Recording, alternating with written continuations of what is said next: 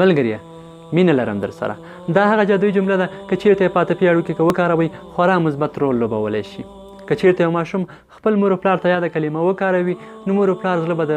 ترس او ډار څخه خالي شي، د هغه راتلونکي ته به هېڅ تشویش نه کوي. او که چیرته مور و پلار یاده جمله خپل ماشوم ته وکاروي په هغه شپه به ماشوم ته خوب نه ورځي د ډېرې خوشحالۍ څخه، او که بیده کېږي هم نو ډېر په ارام او سکون سره به بیده کېږي، ځکه پوهېږي چې تر شا مې یو څوک شته او مینه راسره کوي. که چیرته یاده جمله د خاوند او میرمن ترمنځ تبادله شي نو هغه ده چې د دې جملې څخه یو جادویي جمله جوړیږي. خاوند به فکر کوي چې زما قد لوړ شوی ده، په خپل ځان به ویاړي، په خپل نرتوب به ویاړي، او ښځه به د ډېرې خوشحالۍ څخه کور یو دم د عشق په باڼه باندې سمبالوي او وایي به چې نن زما د ژوند ورځ او نن زه ژوند پیلوم. فرق نه کوي چې پلار یاستئ که مور، خاوند یاستئ که میرمن، ورور یاستئ که خور، هر څه چې یاستئ د دغې جملې په کارولو کې بخیلي مه کوئ، بلکې د دې زړه څخه مو راوباسئ، په خوله اظهار کړئ، په دې زړه کې زنداني کوئ مه.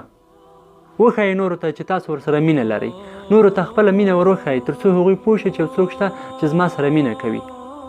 خو پام وي چې یاده جمله هیڅکله د نفسي خواهشاتو لپاره او په منفي غرایزو لپاره مه استعمالوئ، ځکه ډېرې منفي پایلې درلودلی شي.